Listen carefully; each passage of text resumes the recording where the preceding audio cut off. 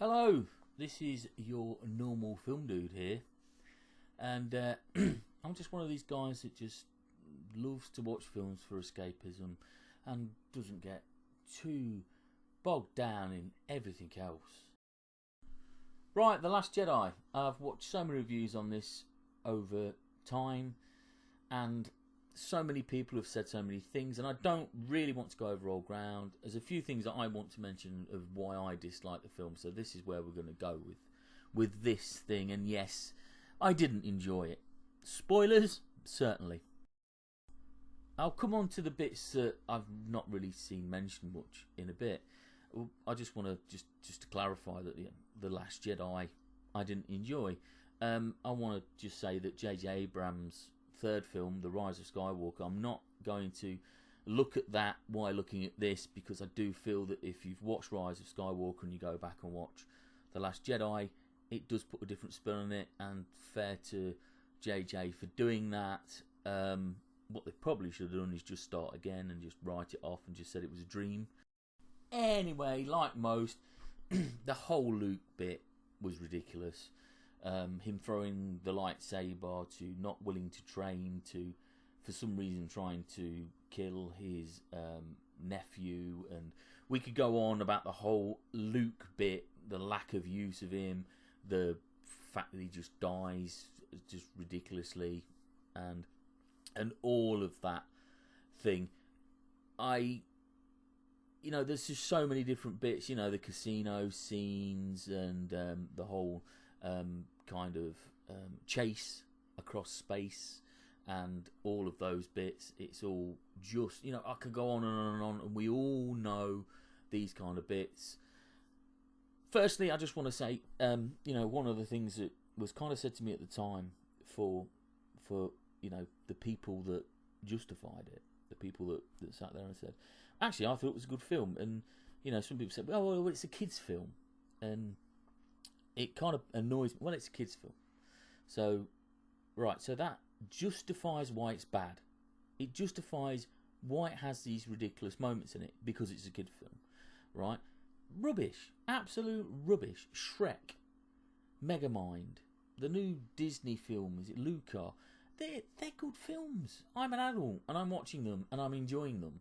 So don't tell me, oh, it's designed for kids, is why I don't understand it, or why it actually looks rubbish. That's got nothing to do with it. But then, what also annoys me is, the fact that kind of jumps in, it's for kids, it's designed for kids. That kind of jumps into another area of this film that annoys me. It's, the backlash that annoys me, or the response to the backlash that annoys me, where people are saying, oh, well, these are 30-somethings or 40-somethings or whatnot, they don't like it because it's not what they want. KFC sell chicken burgers, they sell chicken. If all of a sudden you went to a KFC and said, oh, we don't do chicken anymore, well, we're still called KFC, but we don't do chicken, we just do beans, like a bean burger or something like that, well, you're just not going to buy them. You go for chicken, you don't get chicken, you not get what you want, you'll complain, you'll bitch, you moan, and you'll walk away and you'll never go there again. So there's so many, that kind of leads into kind of marketing and this, that and the other. There's a lot of people that work on this franchise and work in movies and know a lot more about me, obviously, and, know a lot more about marketing and whatnot. But, I kind of look at this film and I can't help but think that it's just, let's slap Star Wars on it and it will sell. Because you've got to remember, you always have to remember, when you've got a product or a franchise, who is the demographic?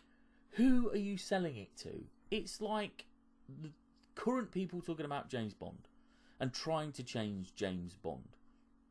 Right? Who are you changing it for? Because it's got an audience. And it's exactly the same with Star Wars. It has an audience. I know that you'll try and push it out to more people and make it more universal. But, who you got? You just have to hit your core first. These people that have followed this franchise and done lots and lots of things for it, they will come back in spades and do whatever again and again and again and again. And when you're talking about your demographic is 25 to 45 or 50, well, guess what? They've got money. They're going to pay the most. You take a child in, they don't actually spend as much as the parent, right? But what they'll do is they will introduce, like everybody I know that's got children, they introduce their children to Star Wars. I have, my friends have, they always introduce them to Star Wars. So by the time that my children watched The Last Jedi, I mean, my kids thought it was crap. They were bored. They said, "Dad, is this Star Wars?" You know, that's a word. You know, the words of babes. This is rubbish, Dad? I mean, you're talking kids that were like, you know, not very old, but they watched the originals and they even watched The Force Awakens and really enjoyed it and got excited for this film, but were just bored and thought it was rubbish.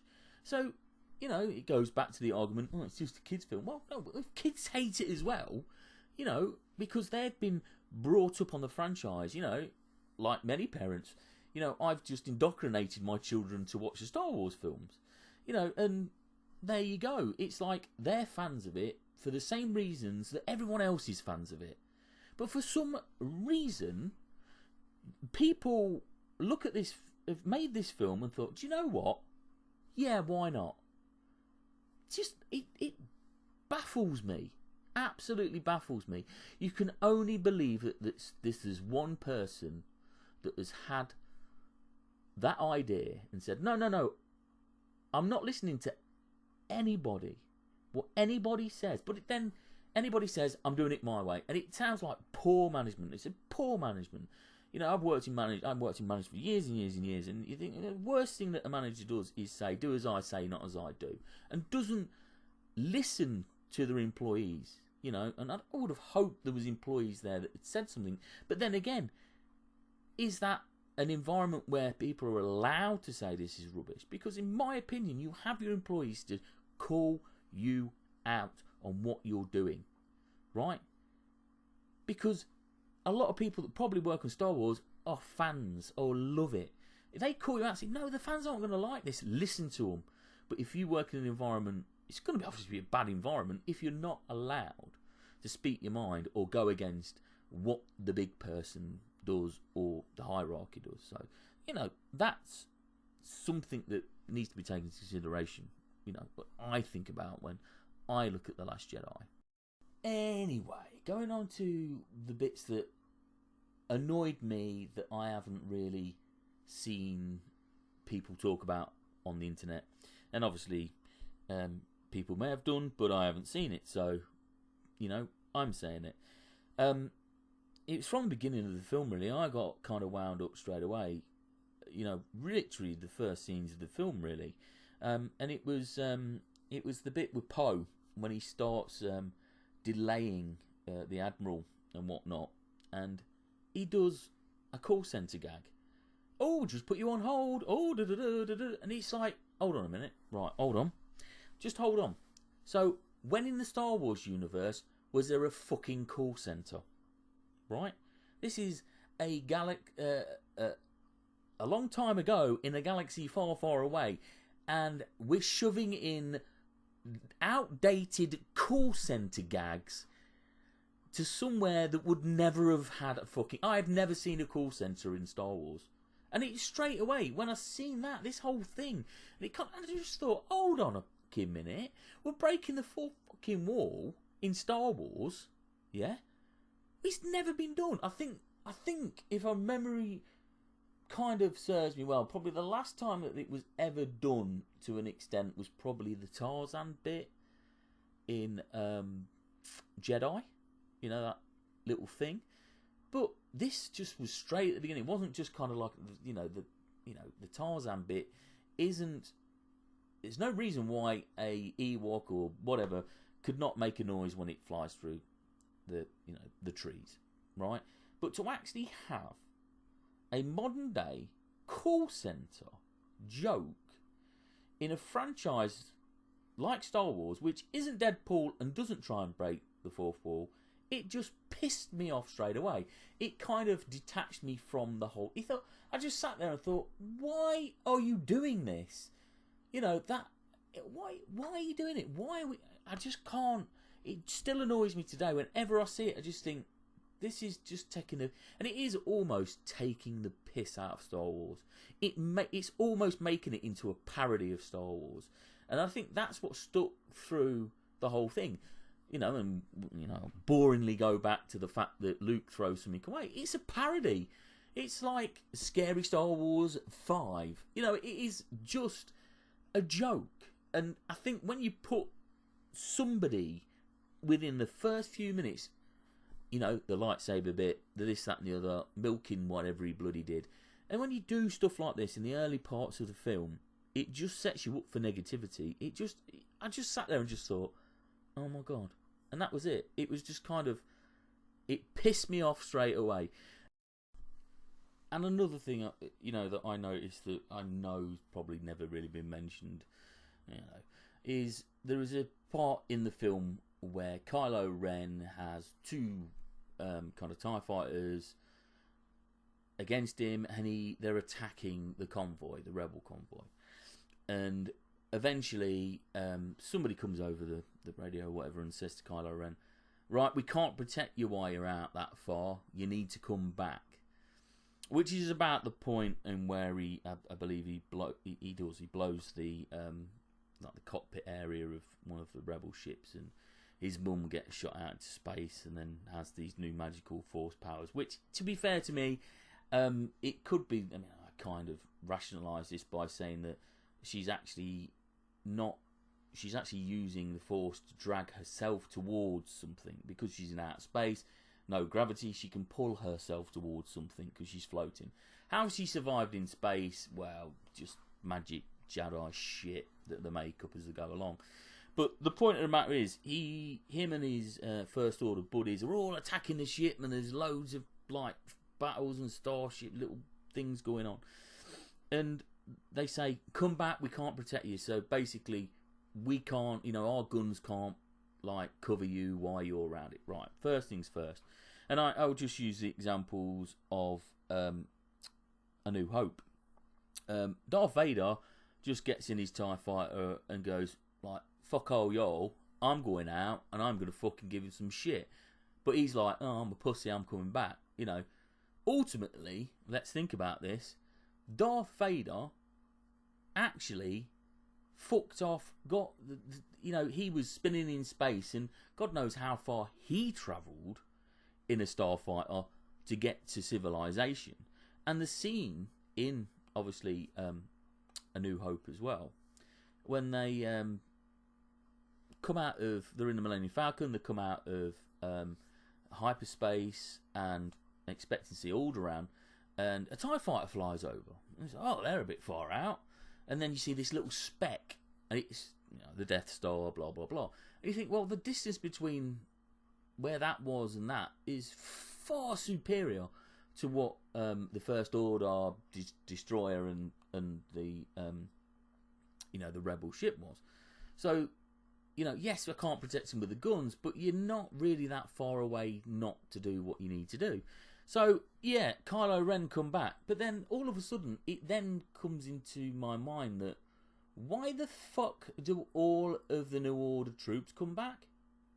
Right? I can understand Kylo Ren coming back, but it's like, leading on from the call centre gag, does Star Wars now have a fucking HR department? Do they now have human resources?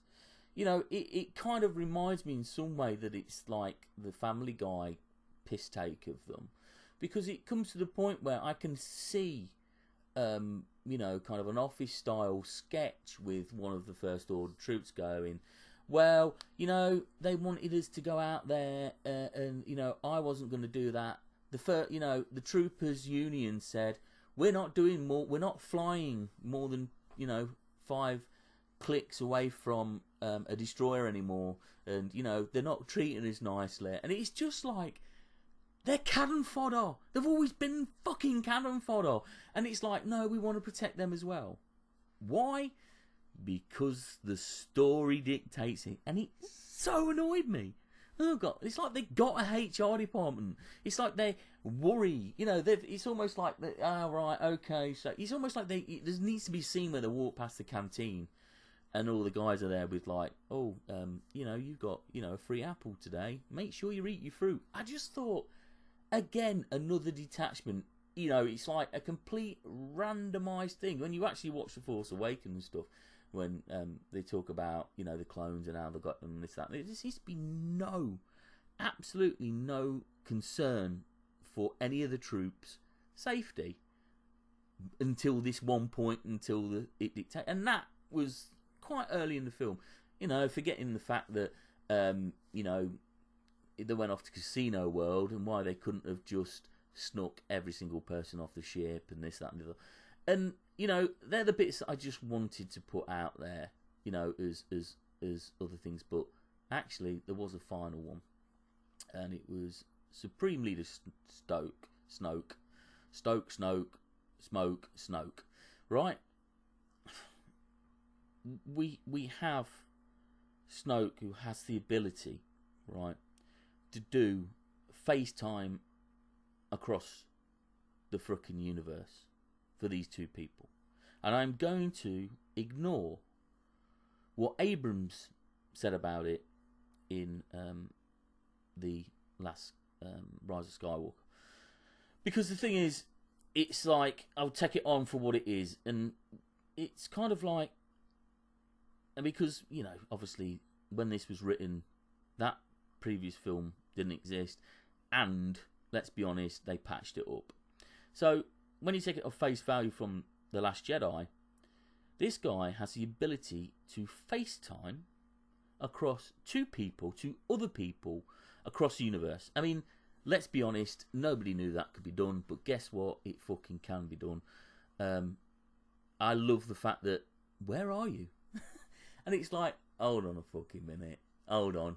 Oh, why can't I see you? Oh, right, yeah, hold on. Let me look in the script. Oh, yeah, because if I do know where you are, then it completely has more fucking plot holes in this film that already exist. So, I can't see where you are. But anyway, you know, he's doing it. So, he's actually putting both of them together for reasons. And he has the ability to FaceTime even though he has no ability.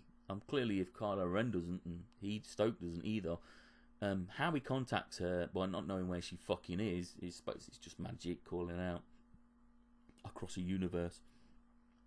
But the thing is, it's kind of like, then they have the battle with him, and he's in that room. This guy is that fucking powerful.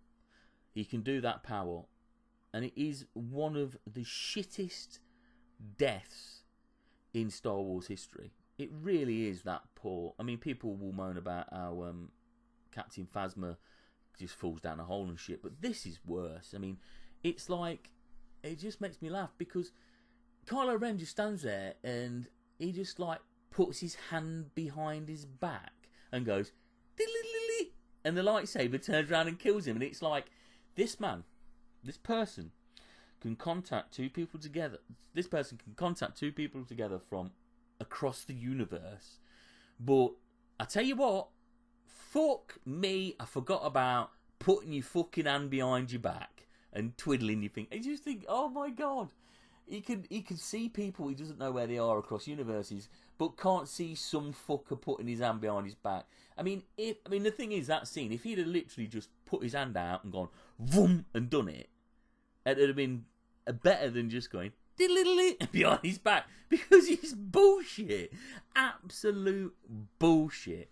So I'm not going to go on anymore. That's my penny's worth about The Last Jedi. I could go on for hours because, to be honest with you, there's so many things in there that you love and hate, but they're just like kind of three of the things that really annoyed me about it, that I haven't seen said anywhere else. That I haven't seen anywhere else. You know, you may have seen it anywhere else. You might have thought it yourself.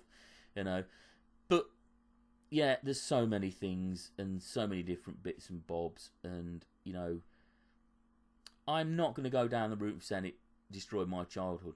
You know, I watched the Star Wars movies when I was a kid, right? You know, obviously I'm not old enough to have been alive when they came out. You know, I obviously watched them when I was young, when they were already kind of on, you know, different formats and home video or DVD and stuff. So, you know, that's when I kind of watched them. So I grew up with Star Wars, and for people to say it, you know, The Last Jedi has destroyed my childhood, it's destroyed Star Wars for me to a degree. It's this part of Star Wars. It's a shame. It's a disappointment. It's you know, I find it quite sad, actually, more than anything, that when you actually look at the Force Awakens, there was so much promise, and none of it was delivered. And I think that's the biggest disappointment. Like I say, in a lot of the time, expectation. And the expectation, there was a whole film. So this film, The Last Jedi, had a whole film before it. You look at trailers and you think, wow, I really expected that film to be good, but as a lot of people say, well, the best bits are in the trailers, you know, but that's a trailer. I mean, that's a 3-minute best bits, trying to get you in the mood to watch it. You watched a whole fucking film that was called The Force Awakens, which was whetting your appetite for the second film. It wasn't just a 3-minute trailer. It literally was a whole film. So when you went to watch it, of course your expectations. The fact that your expectations were one way and it was taken the other, yes, you're going to be disappointed, regardless of some of the things I've mentioned today as well. So ultimately, I've had my penny's worth. I'm going to say my bit, and I've done it. And, you know, maybe we can move on, because let's, you know, just idiots like me just keep on rattling on about it. But, you know, it's just a couple of bits I just wanted to mention and kind of, you know, put out there for everyone. So I hope you enjoyed the video. If you didn't, whatever. Bye.